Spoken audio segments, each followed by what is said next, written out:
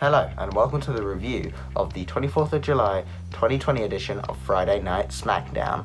Now, seeing as I am the Mystery King, the mask will stay.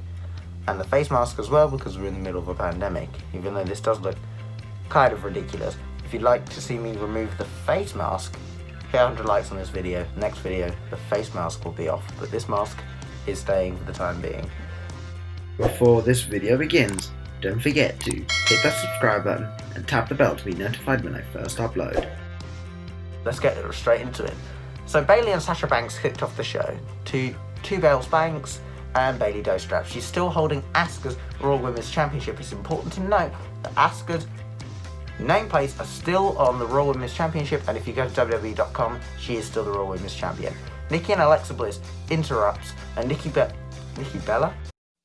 You can look, but you can't touch. And Nikki Cross complained about how Bayley cheated to win the match because she got the boss brass knuckles and punched her in the ribs. And Bayley says, well, she won the match fair and square, but Nikki says she wants a rematch. And Bayley says since she is the role model, she'll give her a rematch if she can beat Alexa Bliss. Interesting. Alexa and Nikki went one-on-one. It was a great match. But Alexa was working over the ribs the entire match, which is interesting. They're supposed to be best friends, but she was going for the ribs, and Sasha and Bayley pointed that out on commentary. If we were in a match together, I would never go after your injury. But anyway, Nikki goes for a crossbody from the top rope, misses, hurts her ribs. The ref goes over to check on her, keeps Alexa back, but she plays possum, hits her with a small cradle. 1, 2, 3. Nikki Bella defeats Alexa Bliss. You can look, but you can't touch. Interesting, we might see the return of Crazy Nikki, because she, ever since breaking the jump from NXT to main roster, she's kind of been a bit tame, but looks like that's where they're going. They reconcile backstage, so they make up, and Alexa says, oh, you know, you beat me, you earned this, I know you're going to beat Bayley. Anyway, next up was a Firefly Funhouse. Bray recapped what happened at the Swamp fight, and then we cut to his lantern of his dead old self plonked on the table, and then the lantern started talking to him, and Bray said, you've had your turn, it's his turn now. Talking about The Fiend. So interesting, it looks like we're going to have The Fiend versus Braun Strowman. Hopefully The Fiend absolutely destroys Braun Strowman and becomes the new Universal Champion. Next up we have Matt Riddle versus Tony Nese. This match was out of nowhere. Matt Riddle decisively puts away Tony Nese with a Bro Derek. Then he calls out King Corbin. King Corbin comes out, so he's putting a ransom on Matt Riddle's head. With a king's ransom. And Tony Nese tries to attack Matt from behind, but Matt turns around and kicks him right in the head. But next up we had Miz TV. Now this Miz TV is interesting because hashtag give Naomi a chance, or Naomi, or something like that, was trending on Twitter after what happened last week, where Lacey Evans beat Naomi in about 3 minutes. So Miz Morrison kicks off Miz TV talking about how Johnny Drip Drip, John Morrison, had a new hashtag more Morrison, and he wanted that to get trending. And Miz said, what would you do if that wouldn't trend? And he goes, well, that would make me feel sick. Miz said, how sick? And Morrison said, Poor Seth Rollins pukes sick. That was pretty funny.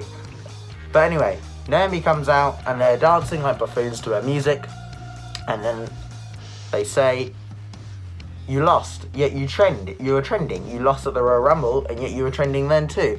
Why do you always trend when you lose? And Naomi says it's because she's got a dedicated fan base that always want to see her succeed. And it's because Naomi does deserve better. She's a fantastic athlete, and I think they should push her, and they're really misusing her. Lacey comes out and interrupts. She's doing her makeup. She's full heel now. She turned heel because of a karaoke contest. That awful karaoke contest. That's why she turned heel. And she was doing her makeup, and Naomi pushed her over. Her makeup went everywhere, and they brawled out of the ring. Naomi was standing tall, so let's see where that goes from here. Anyway, Kofi comes out of the training room, says to Big E that he is injured and will be out for 6 weeks. Now it's Big E's time to shine as a singles star. So that's interesting. A lot of people wanted to see Big E have a singles run, but the New Day are not splitting up. Xavier's out, Kofi's out, now it's going to be Big E on his own. I'm pretty sure Kofi's not actually hurt, he's just taking some time off. Anyway, next up, Flat Earth AJ, he actually believes that the Earth is flat, comes out to watch a fatal four-way #1 contenders match between Liz Dorado, Gran Metalik, Shorty G, Andrew Gulak. The match was incredible. If you want to watch one segment from SmackDown, watch this match. It was really good. Lots of high-flying ability, and I think Shorty G should have won because he is criminally underused. But, weirdly enough, Grand Metalik won. He hit the elbow on Shorty G and won the match. Okay, we're going to get Grand Metalik versus AJ Styles, I believe. Cool. Anyway, Otis and Mandy had a little segment saying that their love story continues that week, which is strange because we haven't seen Otis for several weeks, even though he is Mr. Money in the Bank. But we'll see what happens with that next week. Anyway, next up was an interview with the SmackDown Tag Team Champions, the new SmackDown Tag Team Champions, Cesaro and Shinsuke Nakamura. Now, they were just doing their usual heel stuff. Nakamura said, Kofi went splat, Big E would have gone bigger splat, and all the tag teams on SmackDown are going to go splat. Nothing much to note there. But anyway, we had a recap of the Hardy versus Sheamus feud, and in my opinion, this feud has made me really uncomfortable. I haven't liked it. I haven't enjoyed it at all. They're exploiting Jeff Hardy's real life addiction issues and his struggles, and it's just something uncomfortable to watch. Some people are into it because, you know, it is professional wrestling at the end of the day, but I don't really like it. Sheamus walks into the bar looking questionable. I mean, I can't really talk, but looking very questionable. And Jeff says, my brother had to delete his WWE career, but I am going to reinvigorate mine, or something like that. But the fact that he mentioned his brother, I think that's the first mention of Matt Hardy since he's gone to AEW, like a proper mention of Matt Hardy. So, interesting. But they start brawling. He drags Hardy across the bar. Hardy starts throwing basketballs at Sheamus, but then they brawl back into the toilets, and Sheamus shoves Hardy's head into urinal and flushes it. Disgusting. That was disgusting. Oh god. And then Sheamus puts Hardy on the ground and starts pissing all over him. Not really, but you'd believe me if you hadn't seen it because of what happened when Hardy threw his piss on Sheamus. This has been a ridiculous storyline. But then, Hardy hits Sheamus with a Twist of Fate stunner. He's down. He grabs a ladder from the janitor's room and he goes to climb up it, but then Sheamus' personal bartender attacks him from behind after Hardy smashed a glass on the back of his head a few weeks ago and starts attacking Hardy, but Hardy easily puts him through a table. That looked nasty. He put him through a table, but then Sheamus smacked Hardy in the back with a bar stool. Hardy drops to the ground, lifeless.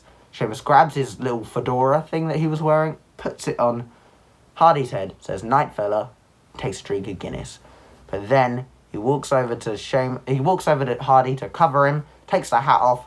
Hardy's full makeup in effect. He's woken. He attacks Sheamus, knocks him down, climbs up to the top of the ladder, twist of swanton bomb from the top. 1, 2, 3, Hardy wins. And that's how it ended the show. So it was an interesting show of SmackDown. What would I give it out of 10? I'd give it a 6 out of 10. It was alright, and could be better, could be worse.